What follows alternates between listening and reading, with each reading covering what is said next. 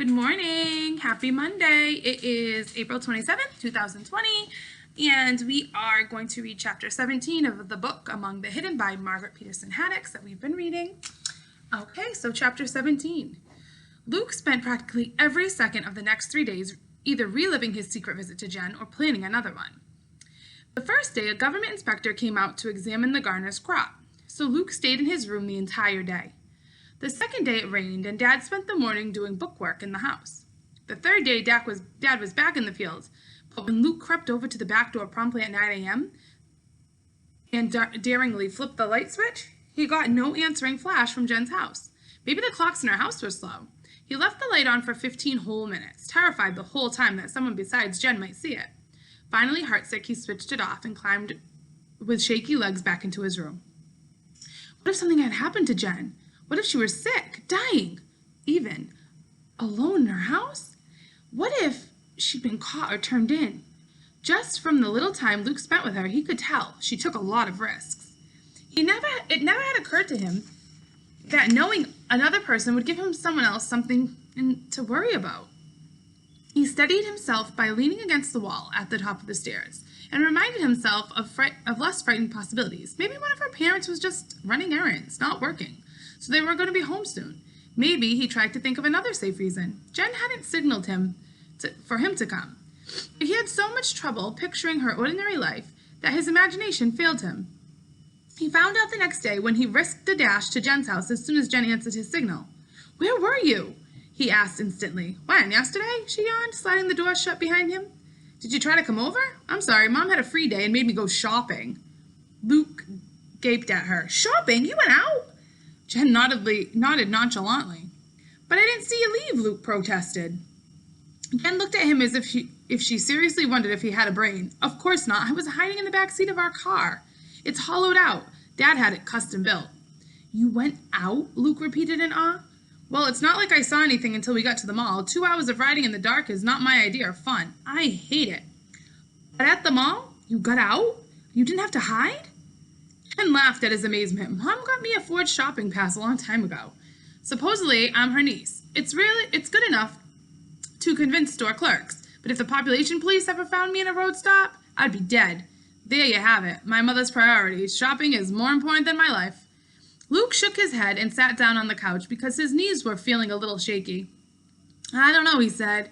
"I didn't know thirds could do that." What if Mother and Dad had gotten him a forged pass? For a minute, he could almost picture it. They could hide him under the burlap bags in the pickup truck bed until they got into town. Everybody in town knew Mother and Dad. Everyone knew Mother and Dad had only 2 sons, Matthew and Mark. "You went to the city?" he said. "Well, yeah. Do you see any shopping malls around here, do you?" "What was it like?" Luke almost whispered. "Boring," Jen said. "Really, really boring. Mom wanted to buy me a dress. Who knows why? So we went to one store after another and I had to try on all these dresses. They scratched and pricked and poked me. And then she made me get a bunch of bras." "Oh, sorry," she said. And then Luke blushed a deep red. "I guess you don't talk much about bras at your house." "Matthew and Mark do, sometimes, when they're being dirty," Luke said. "Well, bras aren't dirty," Jen said. "They're just torture devices invented by men or mothers or something." "Oh," Luke said, looking down. "But anyway," Jen said, with a bounce that propelled her off the couch, "I checked you out on the computer, and you're all right. You don't exist. Not officially, anyway. So you're safe, and..." Hearing Jen say that so flippantly, "you don't exist," made Luke feel funny.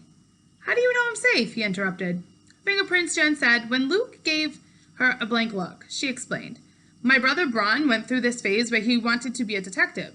Not that he ever would have been smart enough for it, but I remembered he still has his fingerprint kit. So I dusted for your fingerprints on the things you touched, just like on TV. I got a really good print off the wall. Then I scanned it into that computer, linked to the National File of Fingerprints, and voila! I discovered your fingerprints don't exist, so neither do you, officially." She made a mocking face for emphasis. Luke wanted to ask, "Population police can't find me because of what you did, can they?" He understood so little of what she explained that he didn't think it would help any by asking. And Jen was already on to the next thought. "And anyhow, you seem trustworthy, so now that I know you're safe, I can tell you about the rally and show you our secret chat rooms and everything." Jen was already leaving the room. So he had to follow, just to hear the rest of her sentence. Want something to eat or drink? She asked, hesitating at the doorway to the grand kitchen. I was so surprised I forgot to be a good hostess last time. What'll it be? Soda? Potato chips? Those are illegal, Luke protested. He remembered reading somewhere about junk food in one of the books in the attic and asking his mother about it. She'd explained that it was something people used to eat all the time until the government shut down the factories and made it.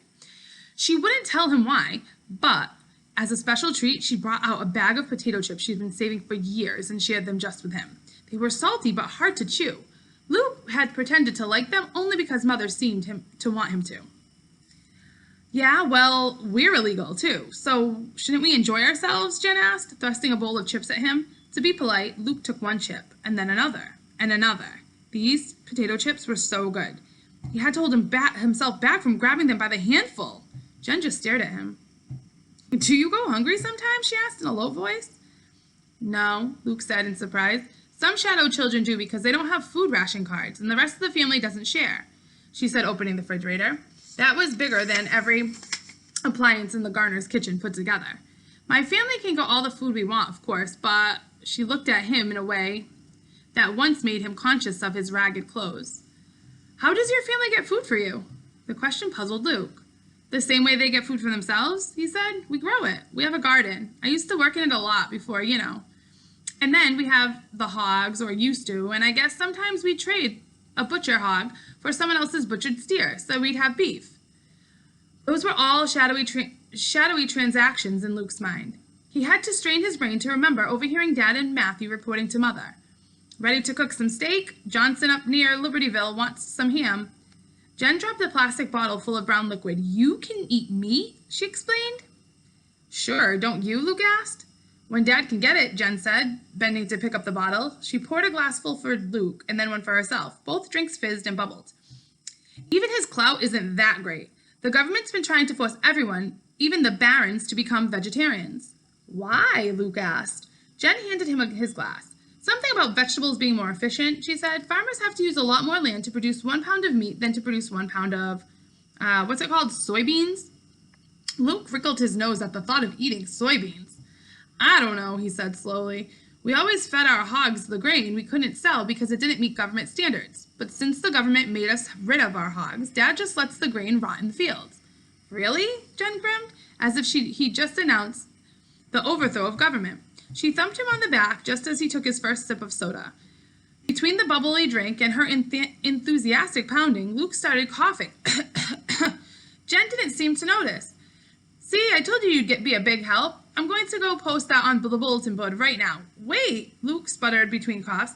He didn't know what she was talking about, but he couldn't let her get his family in trouble. He chased her down the hall, catching up to her just as she was sliding into the chair in front of her computer. She switched it on. It made a beep, beep, beep sound. Luke had heard this the last time. Luke stood to the side, carefully out of the sight of the screen. It's not going to bite you, Jen said. Grab a chair. Sit down.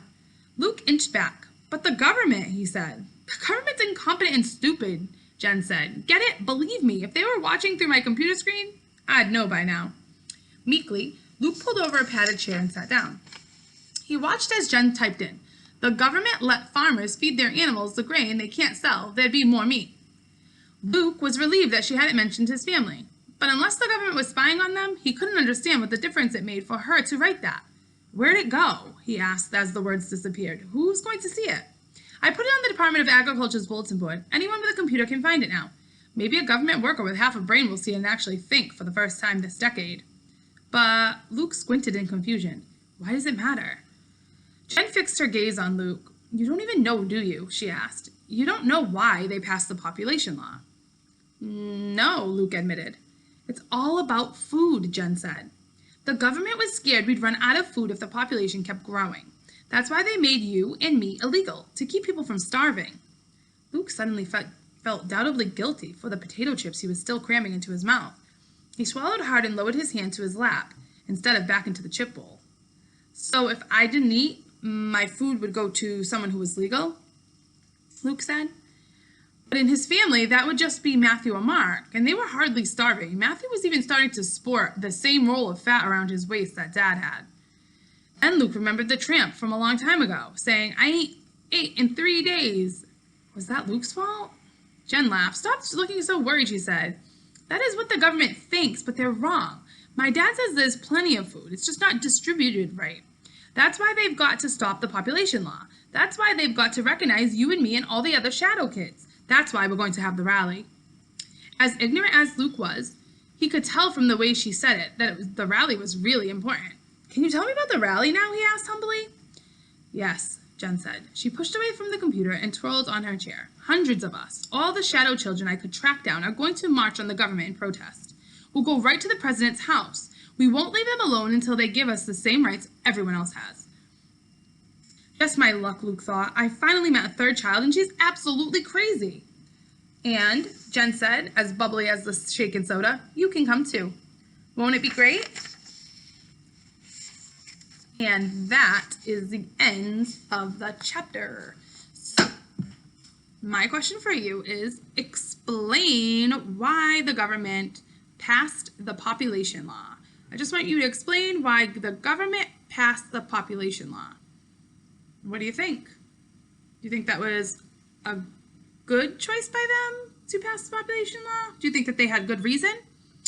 All right, can't wait to hear from you, and I will see you tomorrow.